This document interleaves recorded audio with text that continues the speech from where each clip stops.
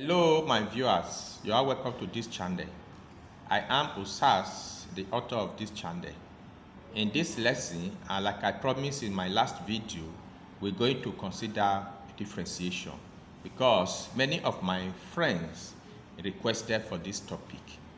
And we're going to look at it from a very simplistic approach. And that's why I titled the topic, Understanding the Concept of Differentiation. Differentiation simply means changes in one variable as a result of changes that are associated with the other variables. The variables we're considering here are x and y. X and y. So if you have two variables, one is changing and the other one is also changing as a result of the changes associated with the first one, then we call that relationship differentiation. How will you differentiate this equation, y equals to ax raised to power n? Well, there are different approaches. You can use the method of first principle. However, that method is a little bit outdated, it's a little bit tedious, and if you are seeing differentiation for the first time, it's advisable you follow the simplest form, then from there you grow to the first principle. To begin, if I differentiate this equation, y equals to ax raised to power n, this is what I will get. dy by dx will be equals to ax an x raised to power n minus 1. What has actually happened to this equation? If I differentiate y with respect to x, I will get dy by dx. This dy by dx is also called the derivative. Then what happens to the independent variable? This index will come down. As this index comes down, it will be an. Then this is the the independent variable. Then you subtract 1 from this index. Subtract 1 from this index, you are having n minus 1. This is the general method of performing differentiation. Of course, as this lesson progresses, we're going to introduce other techniques of differentiation, and they all depend on this general method. So at this stage, having seen the general approach to differentiation, we are set now to take examples. So before we do that, if you have not subscribed to this channel, please do all the honor and the favor to subscribe to this channel. Let's grow this channel together because we cannot afford to miss it. We will be dishing out content that will be very important to us. The first example you are seeing here is actually very simple. Differentiate y is equals to 1. As simple as this equation is, many people don't understand the basis. It's not all about jumping into the topic. We want to build it from scratch. How will you differentiate y equals to 1? Now look at the solution. Differentiation is closely related to indices.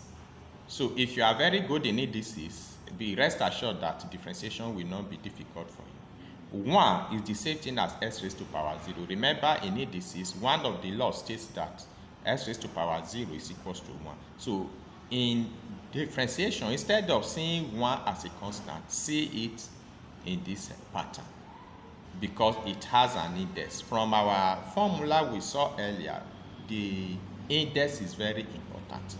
Now, when you differentiate y, like we said earlier, you get the y by dx.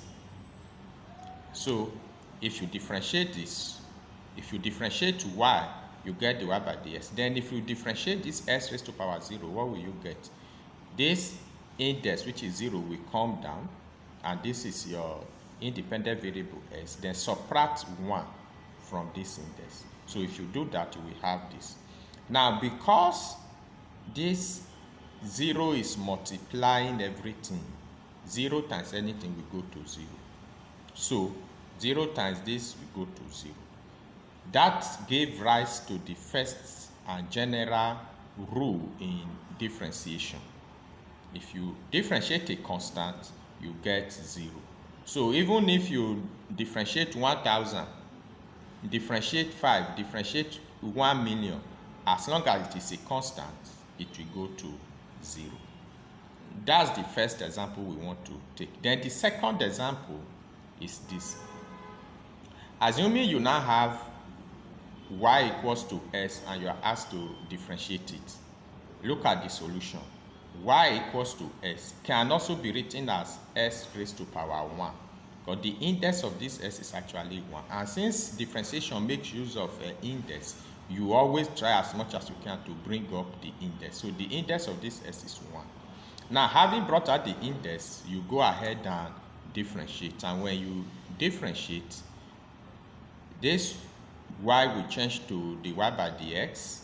Now you bring down this index times the independent variable itself, subtract 1 from it.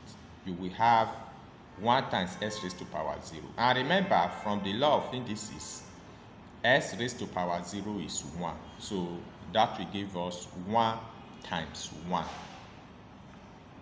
Exactly.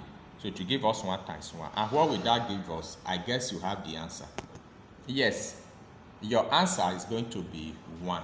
So if you differentiate y equals to x, you are getting dy by dx equals to 1. Now, as we proceed, the examples will be getting more professional. Now, let's look at example 3. What do we have in example 3? Find the derivative of 1 over x. Like we said earlier, differentiation can also be called derivative. How will you differentiate 1 over x? Well, let's see. 1 over x can be written in index form as s raised to power minus 1. So having written the independent variable in index form, you can now go ahead and differentiate. If you differentiate this y, you are getting dy by dx. Okay?